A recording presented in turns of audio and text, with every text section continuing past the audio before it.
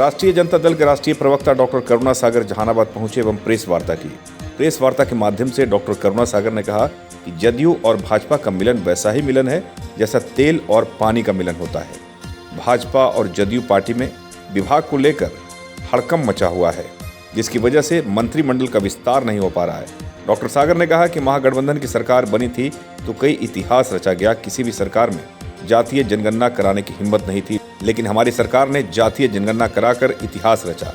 पहले लोग बेरोजगारों को नौकरी देने का ढिंढोरा पीटते थे, लेकिन हमारी सरकार ने कुछ ही दिनों में बड़ी संख्या में लोगों को नौकरी देने का काम किया। डॉक्टर सागर ने कहा कि पलटी मारने का इतिहास नीतीश कुमार के नाम दर्ज हो गया है। साथ ही अपनी उम्मीदवारी पर डॉक्टर करुणा सागर ने कहा, ये नेतृत्व तय करेगा, इसमें मेरे कहने के लिए कुछ नहीं है। और भी बहुत कुछ कहा है डॉक्टर करुणा सागर ने।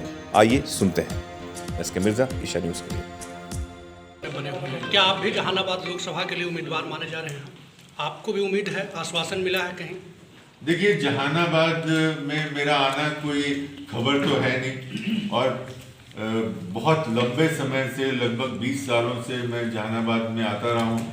जब मैं नौकरी में था, एक अधिकारी के तौर पर भी आता था, इसी सर्किट हाउस में रुकना होता था, आप लोगों से चर्चाएं होती थी, सामाजिक सरोकार था,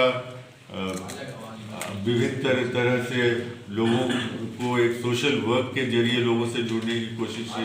तो उसी कड़ी में आज भी मेरा आना है और मैं आगे भी आता रहूँगा। मुझे जहानाबाद में आकर यहाँ के लोगों से मिलकर और इनका सुख दुख बांटकर, और इसलिए मैं जब आता हूँ तो मैं सिर्फ सर्किट हाउस में बैठता नहीं हूँ, मैं घूमने जाता हूँ। अगले 2 दिन में मेरे 5-6 कार्यक्रम हैं अलग अलग गाँवों में। कोई बड़ा कोई सभा नहीं, कुछ नहीं, सिर्फ लोगों से मिलना जुलना। तो ये पहले भी हम करते आए हैं और आज भी। टिकट के रेस में करुणा सागर है या नहीं आरजेडी में? देखिए, चुनाव लड़ना और लड़ाना ये पार्टी का नेतृत्व तय करता है, और हर पार्टी का, सिर्फ मैं राजद की बात नहीं कर रहा हूँ। और कौन सा उम्मीदवार किस क्षेत्र से लड़ेगा, ये किसी भी पार्टी के नेतृत्व को तय करना होता है। तो इसलिए मैं उम्मीदवारी की घोषणा कैसे कर सकता हूँ जब ये अधिकार ही मेरे अधिकार क्षेत्र में ही नहीं है।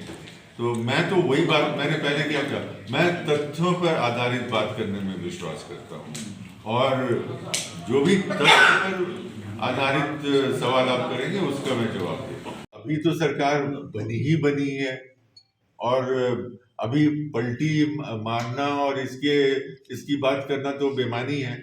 हमने क्या कहा कि ये जो गठबंधन जो बना है, वो गठबंधन बेसिकली अपॉर्चुनिटी बेस्ड है। इसमें कहीं कोई आइडियोलॉजी नहीं है। आप लोगों ने देखा कि नीतीश कुमार जी ने कैसे कस्में खाई थी कि कभी बीजेपी में नहीं जाएंगे। अमित शाह जी इतने सीनियर हैं, देश के गृह मंत्री हैं, बिहार में एक बार नहीं 3-3, 4-4 बार आकर जनसभाओं में उन्होंने पुरजोर ढंग से कहा कि सारे दरवाजे बंद हो चुके हैं।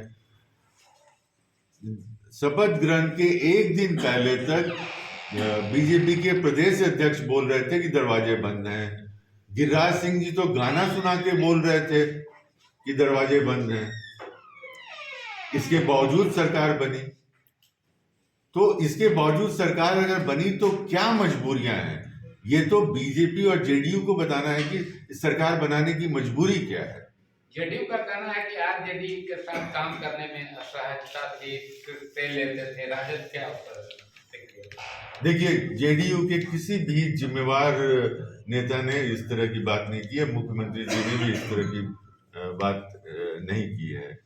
और ये कहना कि हमें कुछ मुश्किल था, अब हम ये कहें कि आप मुझे पसंद नहीं है, तो मुझे कारण बताना पड़ेगा ना कि किन कारणों से आप मुझे पसंद नहीं है।